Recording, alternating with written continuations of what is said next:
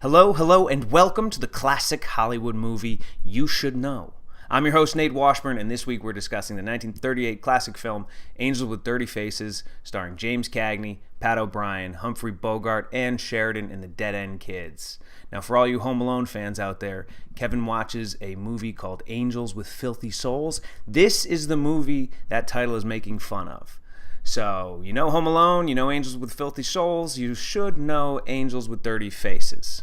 This tells the story of Rocky Sullivan, played by James Cagney. Now, Rocky is a gangster who has just been paroled after 3 years behind bars. Rocky's ex-partner, Frazier, a mob lawyer played by Humphrey Bogart, owes Rocky $100,000 and, of course, doesn't want to pay. Now, Rocky returns to the neighborhood where he grew up, and he reconnects with his best friend from childhood, Jerry Connolly, played by Pat O'Brien. Now, Jerry and Rocky were hoodlums as kids, but after a petty theft, Rocky gets caught and put in reform school, whereas Jerry gets away. Jerry's seen the error of his ways and has become a priest, and is now on a crusade to save the neighborhood kids from becoming hoodlums and thugs like Rocky. He now also wants to save Rocky too.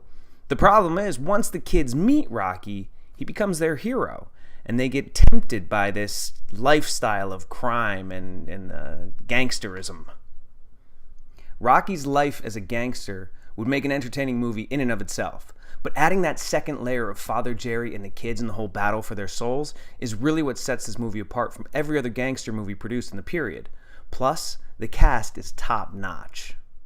James Cagney was one of the biggest stars of Hollywood's golden age, and Angels with Dirty Faces is one of his best performances. He got nominated for an Academy Award for his portrayal of Rocky Sullivan. And Pat O'Brien is a Warner Brothers contract player. He's sort of a B-level star, not quite at the level of Cagney, but certainly a name built above the title. And he's heartbreaking as Father Jerry. And this is the sixth time that Warner Brothers paired Pat O'Brien and Jimmy Cagney as co-leads in a movie. They have dynamite chemistry. They were lifelong best friends, and they would go on to star together in 9 movies, the last one being Ragtime in 1981. The movie is also the first substantial role for actress Ann Sheridan. Sheridan would go on to have a huge career as one of the top female stars of the 1940s. She was a really popular pinup girl during World War II. Her nickname was the Oomph Girl. The Oomph Girl. It's one of the silliest nicknames I've ever heard. Her part in Angels with Dirty Faces, she plays Lori Martin, a neighborhood tough girl who reconnects with Cagney, and of course they have a relationship. It's a smaller role, but it's clear that Sheridan's a star.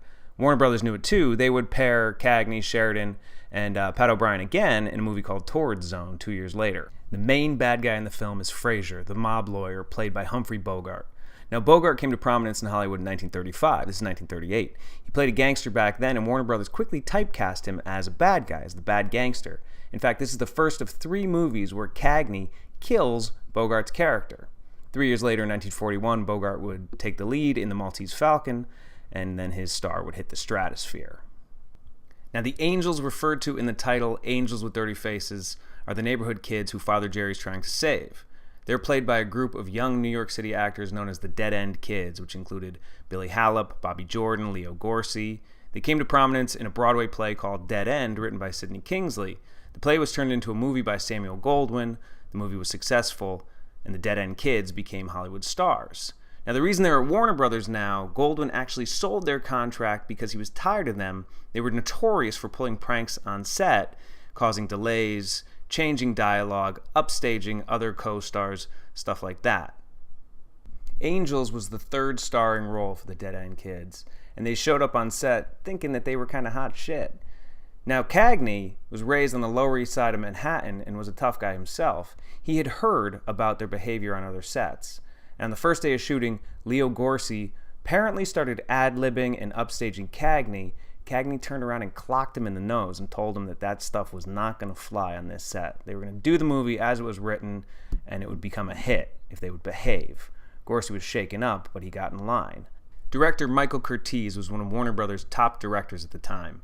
In 1938 alone, the year he did Angels with Dirty Faces, he also did 4 Daughters, which was a family melodrama and made money for the studio, as well as The Adventures of Robin Hood starring Errol Flynn, which was one of the biggest moneymakers of the year.